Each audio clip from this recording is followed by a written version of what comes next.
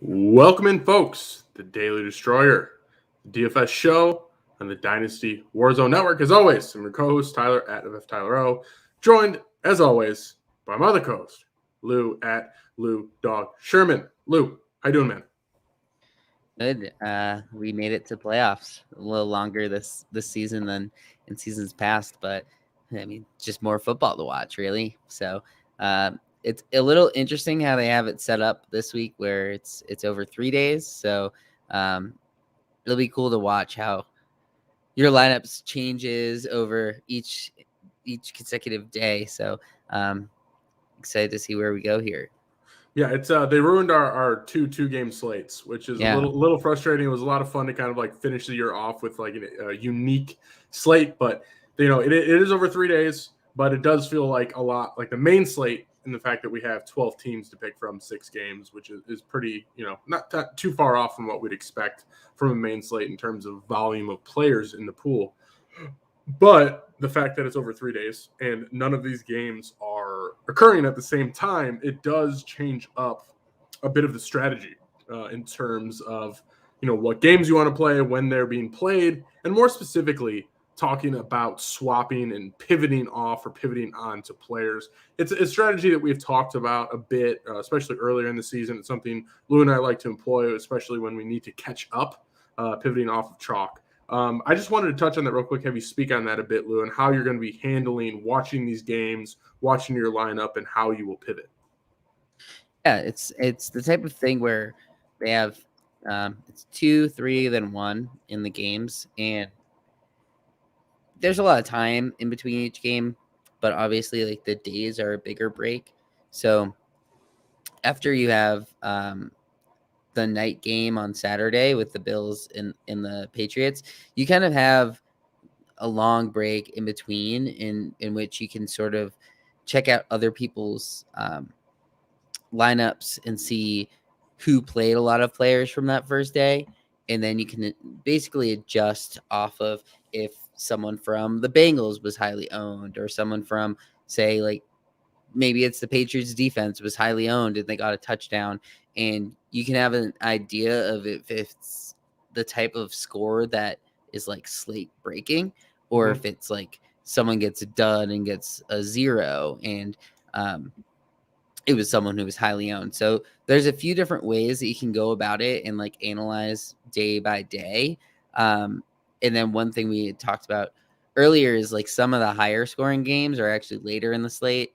The Arizona LA game should be highly scoring, and a lot of players probably you want to take from that game, and the game right before it with Casey Pitt could be decently owned. So you have a lot of flexibility throughout each game, through all 6 of them, and you have time in between to check other people's lineups. And going into that last game, like it's basically 24 hours of a break in there, where some lineups you might be like ahead, like pretty far ahead, it looks like, but other lineups are just fully stacked in that game. So paying attention to PMR, that's player minutes remaining. Like that is going to be such a huge aspect. Don't get too excited if you're like way ahead early on either. No, not at all. Not at all. Stop the count, right? Just, here we go. But no, guys, especially in those head-to-head matchups, you got to pay attention to PMR of your opponents, because if you're not, like, I will say pivoting, I think there's an edge in pivoting in DFS, and I think it's underutilized, particularly like on a main slate in the 1 to 4 o'clock games.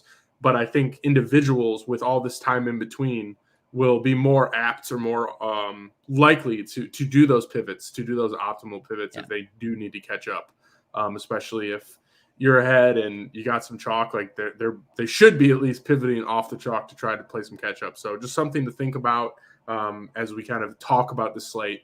The timing of the games matter. The PMR of your opponents matters, and pivoting is ever more important in weeks like this than the last 18, almost said 17. Anyways, jumping to quarterbacks, Lou. It's the playoffs, so we have a lot of good quarterbacks. Not a surprise here. The pricing is interesting. I don't expect there to be too much chalk in terms of the quarterback plays, but there is a single quarterback that stands out to me and to you just considering the pricing of this quarterback, and that is going to be Dak at 6,400. Reasons we like Dak. Lou, I'll kick it over to you.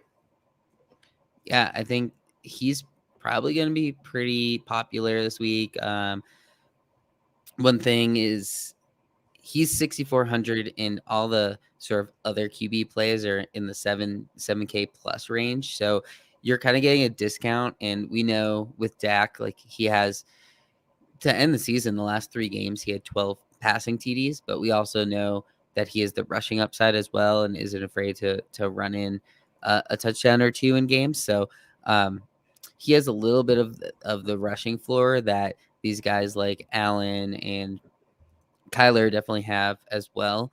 So he's going to be pretty popular, I think, because of that discount, and it'll allow you to get up to some better players in other spots. But I wouldn't hate like coming off of him either, because I think at the end of the day, like he's been kind of boomer busty this year. So yeah, he got hot towards the end of the season with those last 3 games, but the 3 games prior to that, he had 12 points each of those games. So the downside risk is decently high. And I think I know you were saying that you like the 49ers in this game. I do. So I do like the 49ers. If they are able to control the game and, you know, handily beat the Cowboys, then Dak probably doesn't have that great of a game either. And that could provide you some leverage by coming off of him. Because at the end of the day, like a lot of these QBs, let's say the other big 4 QBs, all of these QBs pretty much have a 25 to 35 point range that you're playing around with, that they're likely all going to score in. But I think Dak, if you throw him in that mix, like he's more likely than them to come out of this game with like 12 points. So to me, I think he has a little more downside risk. So if you're willing to play the narrative that he's not going to be the highest scoring QB, or even just match all those other guys, then I think you get a decent amount of leverage by coming off of him to play someone like a Kyler or Brady. I'm personally not as interested in Josh Allen as I think you are, but that has to do with just the game environment. Seems like it's going to be very slow moving. The Patriots are going to want to try to control it as much as possible, and it's not going to be the best weather to be playing in and throwing the ball. So I don't know if I'm going to really try to get Josh Allen or play really much of that game in general. So I think my argument for Dak would go as such. Like, we know Zeke hasn't really been getting it done as much as he should. We just watched the 49ers run defense absolutely decimate Sony Michelle. 49ers run defense is 2nd DVOA, 7th in yards allowed per carry. So even if the Dallas does move the ball, which, you know, I'm kind of betting on the 49ers coming in and just smashing the Dallas Cowboys' teeth in. But the argument for Dak is at least that if they're going to move the ball, it's going to be through the air, right? It's a path of least resistance. Dak's been on fire in a lot of ways. So, and it's really his price. Like, if you would ask me before the pricing dropped what Dak's price would be, I would have guessed around like 72 or 7,400, and he's down at 64. So the pricing alone is what really gets us to Dak. I think if Dak was 7,200, we'd be having a completely different conversation about, you know, what quarterbacks we like the most. But it's really just the savings you get from Dak Prescott. And even if they are a bit behind, even if the San Francisco 49ers are controlling the ball, still expect Dak Prescott to be throwing to try to play catch up. So do like Dak. I personally like Josh Allen. You know, I think I favor him more in the 2-game slates, like on the Saturday slates in the 2 games. I mean, I think he's easily one of my favorite quarterbacks. The ceiling is there. The 78 price tag isn't necessarily sexy, and as I've started to build my lineups up, I haven't really found the money to go up to Josh Allen, to be completely honest with you, even though I do like him.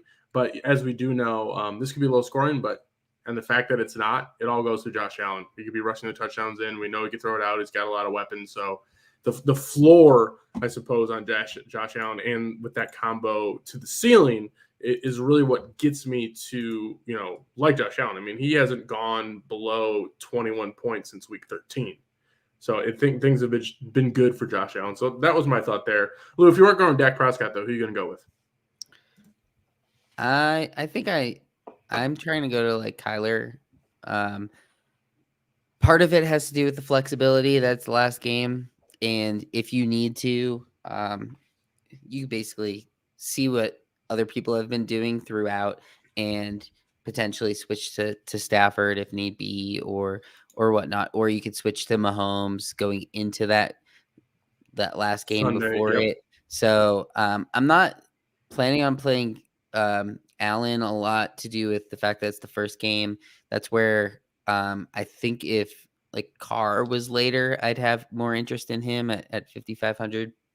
Just, it's hard to play the guys in the first game because you want to have that flexibility, but it's kind of scary because I also think that Bengals Raiders game, it wouldn't surprise me if it's the highest scoring game on the entire slate. So to me, I think Kyler is where I'm looking from there. I really like the upside, the pace of that game.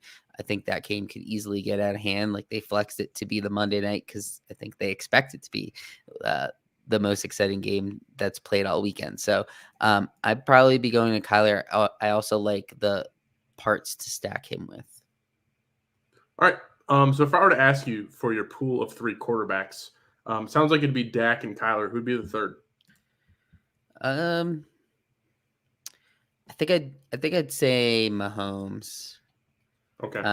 I think he's sort of woken up the tail end of the season and back to the Mahomes who seems like he's got a floor of 20 points. Like, they're going to try to score through Mahomes, let him drive, so to speak. And I mean, the Steelers defense is not what we've seen in the past. Like, they're one of the biggest surprises being in the playoffs of all these teams. So I expect KC to pretty handily win that game. Fair enough. So the pool of 3 quarterbacks for Lou is Dak, Kyler, Mahomes. Let's shift over to running back, where things get a little bit more interesting, where we honestly spend a lot more time talking about this position, as there is a lot going on here. And the pricing, I don't know if the word is tight, but like they're all like in this range, right? Like, the fact that there's no running back over 7K, I think is pretty nuts. Particularly, I would expect Naji and Mixon to be over 7K, but they're 68 and 66. Let's start off there, man. Those are going to be the 2 highest priced running backs on the slate, at Mixon at 68 and Naji at 66. Your thoughts on these 2, and I guess quote unquote paying up at running back, even though that really is not a thing this week. Yeah, I think it's kind of interesting how they did the pricing. Like you said, no one's over 7K, which I kind of like that they did it that way, in the sense that we're able to really build lineups. Like, sometimes they'll come out with these prices on the smaller slates, and you can't really build lineups, or everyone lands on sort of the same build. But here it allows you to sort of pick whichever running backs you want, because let's just say the most expensive running back you're willing to pay for is Mix at 68. And then the cheapest is like Sony Michelle at 54. Like, that's a very close range Very to tight each other. range. Very tight range. Versus, like, say, like Derrick Henry was on the slate, 9K. 8,100. Yeah, 9K. So I like Mixon. I think we've seen that Raiders run defense is not all that great. It was funny that game, the Raiders and the Chargers, like, both run defense just like are so bad. But I like him in the matchup, and I'm on the side that I think the Bengals are gonna win this game. And you know, he is a big piece of that offense. I also want to point out here, just kind of like a bigger picture here, Lou, is the Raiders just played football on Sunday night, and now they have to travel across the country to Ohio to play the first game on Saturday. Yeah. That game went to overtime. There's 88 snaps played against that defense on Sunday night, and now they're traveling to Cincinnati to play a rested Bengals team who rested their starters in Week 18. So I think, like, I think that, I don't want to put too much weight into that, but I think there's a lot of variables, like external variables in this matchup, where it's the Bengals are rested, the Bengals are playing at home, the Raiders just had an absolute like overtime, like just punch for punch against them.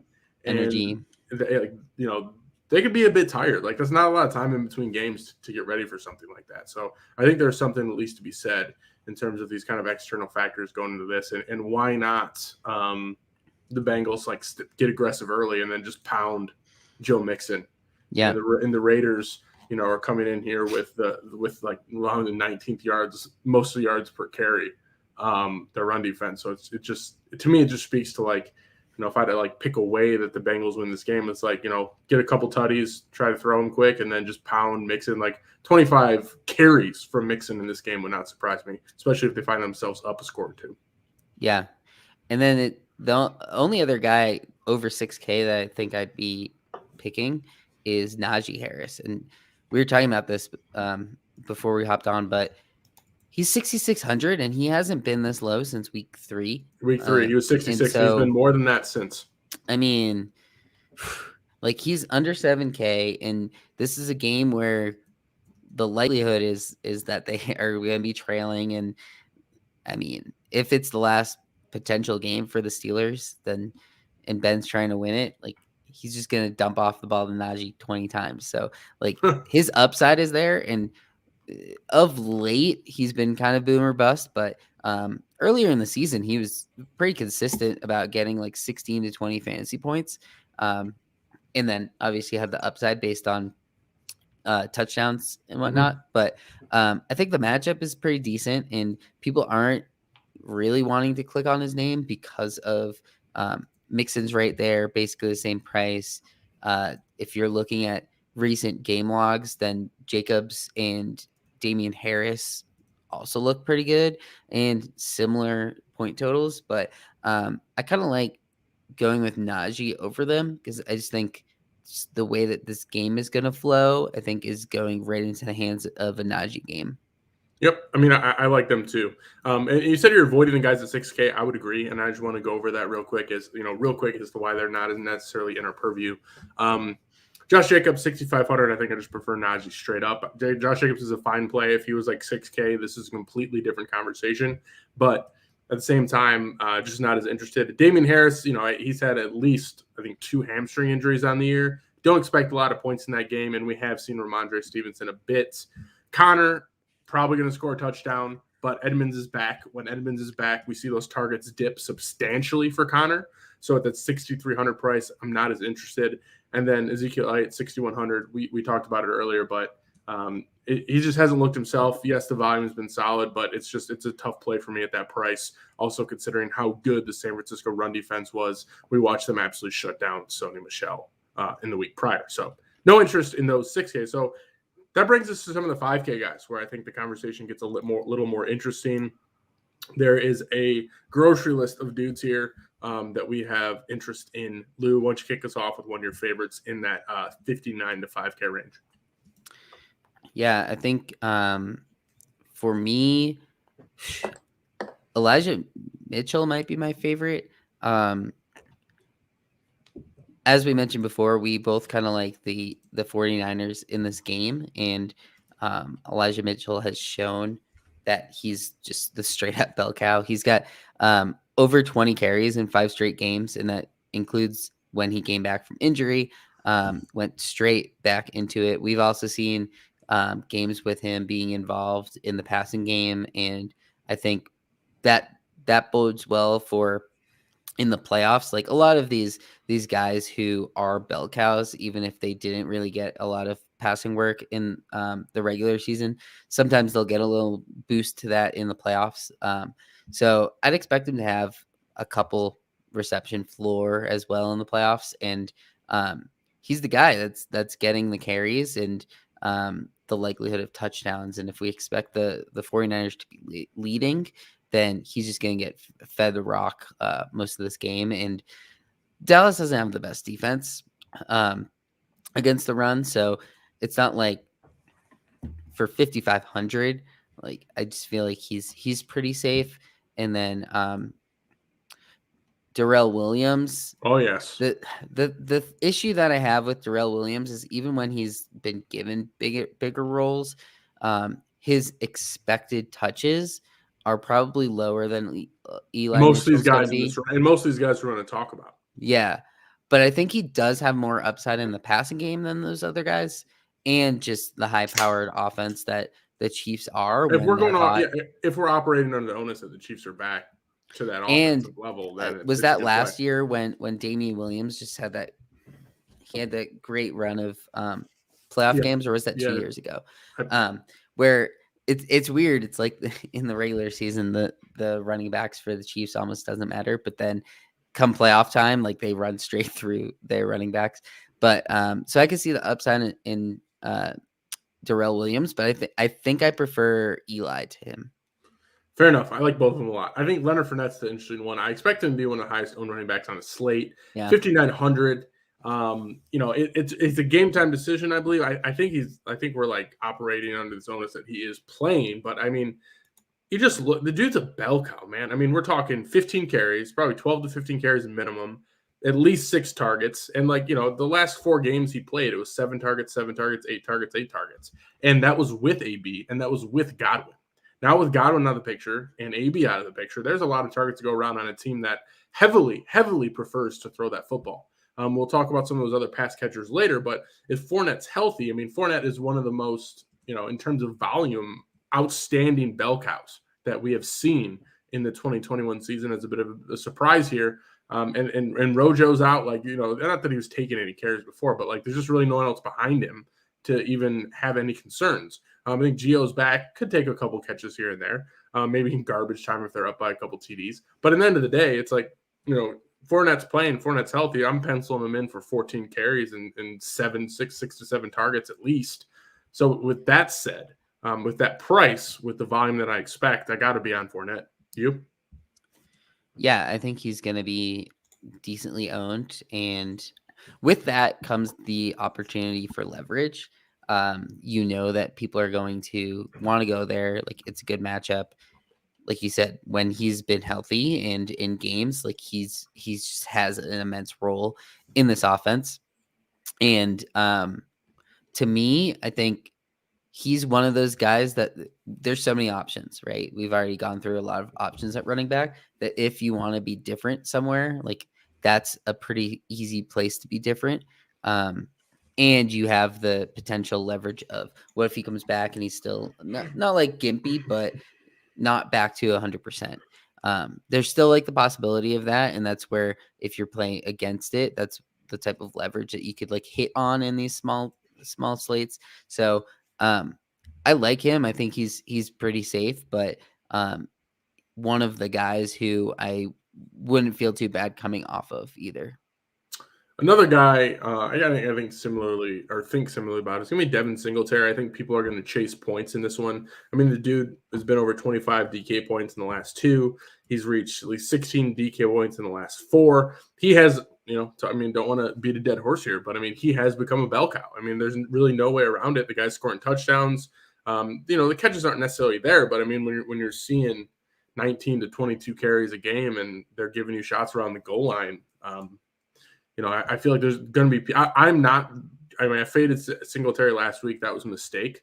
But I feel pretty comfortable fading him again in a game that we've talked about, that we have concerns over a low-scoring game. But if the weather is a concern, maybe we see a little bit more Devin Singletary. I mean, I'm not really worried about the weather, to be honest with you. I'm more worried about, like, Josh Allen in cold weather than I am with it being, like, the weather being so bad that they're going to run the ball. I don't think that's the narrative I'm chasing. But I think people are going to look Devin Singletary's way. They're going to look at what he's done over the last 4 weeks. They're going to look at his attempts. They're going to look at his touchdowns. And I think people are going to be putting Singletary in their lineups, but I am not. Your thoughts on Singletary? Yeah, I think if people start to overthink it, I might come back onto it, because from things that I've been looking at, like he's not projecting to be like a top 5 owned running back. I think people are coming around on playing guys like Elijah Mitchell, Darrell Williams, and Fournette over him. I think if people are going to play all 3 of those guys over him, then he becomes a little more interesting, because he has had a bigger role as of late. And if that is a weather game, then it's more likely that he continues what he's been doing recently. So I don't completely hate playing him. I don't think I'd be playing him in cash, because as we know in games like this, the Bills, if they need points, they're going to turn back to the passing game. So I think he's the type of play that I think I'd still play in tournaments, but I probably won't go there in cash. It's another thing where like you're playing him in the first day. So I know it's going to sound weird because I'm going to keep bringing that up on like the playing too early, but it is nice to have flexibility on future days and like reassess what's going on. So I personally probably won't go with Singletary, but I think if he comes in like 15 or less percent, then it might be a win to play him because he has been having a lot of touchdowns recently. The last guy that I think is worth bringing up, at least, is going to be Sony Michelle. Kind of a dud last week, but at 5,400 for a guy that has seen at least 18 carries over the last 6 weeks. Things are good. I mean, last week was brutal against San Francisco. We already talked about them having a great run defense. It was 21 carries for 43 yards, which is brutal, but things have been better beyond that. They're playing the Rams at the same time. The Rams run defense has been great. I mean, the Rams run defense is fourth. Not the Rams. The Cardinals run defense is fifth DVOA, but does allow the 20th yards allowed per carry. So, I was targeting the Cardinals run defense at the beginning of the season. It's clearly gotten better, but still fifth DVOA for the Cardinals run defense is good. And a guy that the volume isn't necessarily safe as we saw last week, but the price is nice at 54. Thoughts on Sony? Yeah, I think I'd probably play him more often than Singletary just because of, well, again, that like flexibility, but it allows you to be a little different in that game where I think people are going to go to the passing attacks on both sides. So that's where I have interest in Sony because, like, if you're behind, if you need to play some catch up on Monday Night Football and you're a bit behind, Sony might be a nice place to go. Yeah, because I mean, in a game where we're expecting a lot of points, like it wouldn't really be too surprising if Sony comes out of that game with multiple touchdowns. I don't know if like he's going to get 100 yards or anything. And he only had that once this year. So that's the difficulty with him is he has been getting a ton of use since becoming the number one there. However, like he hasn't really been having monster games, but he's been having for 5,400, like pretty sustainable scores. But he's not really that active in the passing game. He hasn't really been his whole career, but he has been the type of guy that can rack up touchdowns. So he's more of a leverage play in that game, which makes it a little more interesting to me. And I just think he's going to be, especially on like the Rams, I think people are going to go to their wide receivers and potentially even their tight end spot before going to Sony. Pool of 5 running backs, Lou. For me, I'm going to say Mixon, Mitchell, Naji, Sony, and let's go with Fournette. Shifting to wide receivers. Again, interesting spot here. Again, like the pricing is pretty tight outside of the top guys. Let's start there. We got Kupp at 9,000, Debo at 81. Thoughts on those two up at the top? I don't think people are going to click on Debo, which might make him a decent play, but because people are going to click on it. I mean, Kupp is a pretty smash at this point. I mean, they expect 100 yards and a touchdown almost, it seems like. Yeah, it's pretty hard to see Kupp kind of out of this game with less than like 8 receptions. Maybe 7, but he's basically a lock if you want to get the points. The tough part about if you jam Kupp in to your lineup, then obviously if he gets like 14 points is really going to hurt you, but you put him in your lineup and somewhere else you're going to have to play a cheap guy, and if that cheap guy doesn't do well, then you kind of Kupp screw making yourself. up for it. It's tough, right? Because if he's getting 25 points and the other guy gets like 4, then you could probably find 2 other wide receivers that are getting it 15 each. So that's the tough part, but I mean, he's just shown he's such a smash this year that it's hard not to try to get Cup onto your lineups. I think that's why Dak is going to get pretty popular, because it allows you to really pretty much just fit Cup if you want, especially with how cheap a lot of those running backs are. So to me, I think Cup is obviously, like, I can't talk anybody off of playing Cup. I think that's a way to just get leverage in tournaments. And then the other piece of it is, like, I don't really care to play any of the other guys until Tyreek, really. I know Jamar Chase had a couple amazing games in a row there. But we're putting our chips on Mixon here. Is basically what's going on. Yeah, and again, like, because it's the first game, like, I don't want to play too many pieces of that game. But if Chase comes out of this game with 50 points and you don't have him, then you just don't even log on the rest of the weekend, because you're gonna need that piece. But yeah, I mean, for me, it's like Cup, and if not Cup, I go down to Tyreek and Mike Evans range. Diggs isn't too exciting to me. Like, he had 14 targets last week. Like, we have concerns over the points scored in this game. So I mean, I'm okay with that. I mean, my issue is that, yeah, Stephon Diggs 72 sounds nice, but with Tyreek Hill, like, freaking slate breaker at 71, that's where things get interesting. So I do want to kind of touch on, Tyreek Hill at 71, and then Mike Evans at 69 again. No Godwin, no AB. We expect the Bucs to pass, because that is what the Bucs do. So your thoughts, Tyreek and Evans? I know those are two guys we both have interest in. Yeah, I think both of them have crazy high ceilings.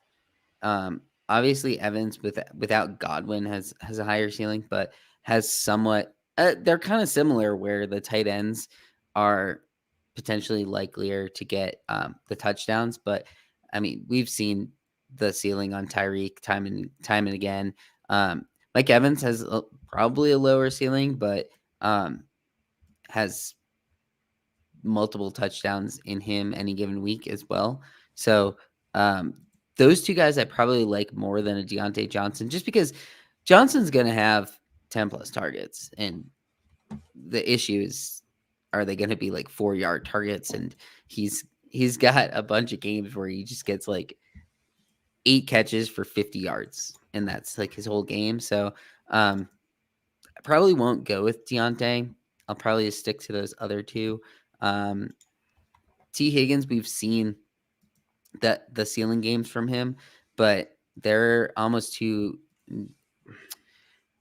They don't happen often enough. I think a lot of people. And it's early, and it's the early game narrative too. We talked about Chase too. It's tough. So I'm pretty much like Cup, Tyreek, Evans, or then you just kind of throw a dart at one of the cheaper guys. But I think just to kind of push back a little bit is, if you're playing Dak, CeeDee Lamb at 6,200 feels good. That feels good to me. Like, I don't want to say he's a slate breaker, but at the same time, like, we know what he is capable of. I would say it's a bit inconsistent. I mean, hence the price. He hasn't necessarily lit the world on fire. He's had some pretty low games, but I mean, he's kind of like T. Higgins in that regard, where the floor is not terrible, but at the same time, like, we also do know he's capable to drop. He has dropped almost a 40 burger this year. 25 points could easily come. So I think with Dak, I have interest in CeeDee Lamb. Yeah, I mean, he hasn't hit the 100-yard bonus since week 8, so the upside's a little limited. But I mean, his price is all the way down to 6,200, and like you said, if I'm playing Dak, like, I'm assuming a lot of that is going to go through CD and Amari Cooper, and Cooper obviously has the upside, but his floor seems just like way lower than Lamb's. So in cash, like, I think I'd probably still lean CD over a T. Higgins, because CD is pretty clearly the number one there at this point, whereas Higgins is the number 2 to a Chase. So, depending on the week, but to me, it seems like CD is the cheapest of number 1 wide receivers on a team. So that's where I think for cash, like, he makes a lot of sense. Any other give me a cheaper wide receiver that you have some interest in. Yeah, I think we should try to grab a couple of these cheap guys. Lower in the 5K range, the guys that I kind of like is you have Kirk, Iuke, and Odell are probably my three favorite. Iuke, he's 3K cheaper basically than Debo, but we've seen him hit 100-yard games a lot more often. He's got that big playability as well. For 5,400, like I have a lot of interest in him because I think a lot of people are going to click the other two. Kirk obviously has been pretty much the number one on that team since Hopkins went down. He burned a lot of people last week, so I think that could be in people's heads and they don't want to click it, but 5,300 is a great price for him. And then for the cheaper guys, well, I mean, I could touch on Odell, but he's just another way of being different in that Rams game, and we've seen him catching a decent amount of touchdowns since being on the Rams, so that adds to the upside. That's the thing with the smaller slates. If you just get guys who have touchdowns, that almost makes up for other parts, especially cheap guys. But what about like under 5K? Like, is anyone sticking out to you? Like, there's like Claypool. I don't really want to go to Perriman, but I could see it working out. Like, he could get 5 catches for 50 yards and maybe the touchdown. I mean, if I had to pick one, it'd probably be Zay Jones at 4,200. Yeah. You know, just it's been there. I mean, he's had at least 7 targets since week 14. He has been a lot of ways like their number one wide receiver, man. Yeah, I mean, he in all ways he has been their number one wide receiver in terms of the volume coming his way. So if I had to pick a cheaper wide receiver, probably land on him. You could also talk me into Cedric Wilson with the Dak stack, just because like we've seen the touchdowns be there. We know he's a bit explosive. No Gallup, obviously. So I think there is some interest with Cedric Wilson stacks with Dak. I'm not sure I'd go double Dak, Cedric, CD, but if we are trying to get in that cheap range, I think Myers is an okay play, but the Bills' pass defense is good. We have concerns with that game. I think that's just a stand that I'm taking. Is pretty much. And he doesn't get touchdowns. We know he has one, but we do know that. But I think the cheapest I would be comfortably going would probably be Zay Jones. Yeah, all yeah. Right. And like you could, if you wanted to just pick some random guy like a Tyler Johnson or Antoine Wesley and hope they get like a big touchdown or something, like, or Isaiah McKenzie. Like you could, if you are trying to save salary, just like pick one of those random guys just so that you can fit like say 2 of the big studs. So I could see it, but that I'm really looking for 5K plus for the most part. Understandable. Pool of 5 wide receivers, Lou. Yeah, let's just go with Cup, CD, Tyreek, and then I'll go off the board with Iuke and Odell. Shifting to tight end, a lot of good tight ends here, but I think they're pretty appropriately priced in terms of where they are at. I think there's a couple that stand out to me right away. It's going to be Darren Waller coming back off injury at 57. We know he didn't do a lot in his return, but saw about an 80% snap percentage and 9 targets, which is an absolute beautiful thing to see. That could come around again. It's early game concern, but 9 targets last week does give me hope. And then Zach Ertz, I mean, in a lot of ways, he's their number one wide receiver. I mean, the guy's just like averaging like 9 targets. Like the guy's getting so much volume. So there is some interest, at least in my perspective, from going Darren Waller and Zach Ertz as 2 of my favorite tight ends this week. Your thoughts on these 2? Yeah, I think Zach Ertz is probably my favorite. He's getting a crazy amount of targets. It was nice to see that Waller came back and basically just took on a pretty similar role that he left and getting those 9 targets. Only 2 of them landed, so I think that the fact that he in the box scores it doesn't look that great is going to people are so sharp now that people aren't going to just be off of Waller, but hopefully that'll keep like some people off of it or potentially think that he might be still hurt or something like that. And he's the first game, so I kind of like Waller, but I'd probably lean Ertz, who is going to end up being pretty highly owned is the thing. So if you don't want to play Ertz, Another guy like right in that range is Goddard, who's probably also going to be pretty popular because of this matchup and the fact that he's pretty much the most consistent target for Jalen Hurts this year. The problem I have with Goddard is outside of that one big game, like he doesn't really get much touchdowns, and his targets are a little up and down. So if his ownership is going to be pretty high, then I'm pretty fine coming off of him to just play Ertz instead. I mean, Ertz has had greater than 10 targets in 3 of the last 4 games, and really showing back to those days of when he was on the Eagles. So pretty much those 2 guys are what I'm looking at. Kelsey is not that expensive comparatively to other people. Gronk's obviously been having a great season, and especially as of late. So the fact that Kelsey is only 300 more than Gronk, it kind of makes Kelsey a little interesting to me. It does. But do you still think you'd lean with Gronk?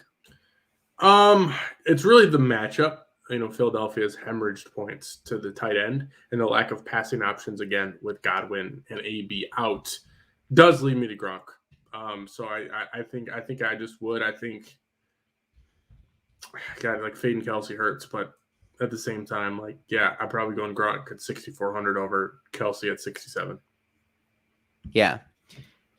And I mean, if you really want to dig deeper, like Dawson Knox is 4,800, and like no one's gonna click on him. I think I'd only play him in Allen stacks. But CJ Uzoma is one way that you could save salary. If you need to, quote unquote, kind of punt, 3,200 is not a bad price for Uzoma in this one. Yeah, and we were talking about it before, but like double tight end is somewhat appealing in general on this slate because we just talked about pretty much any wide receiver that's under 5K we're kind of iffy about.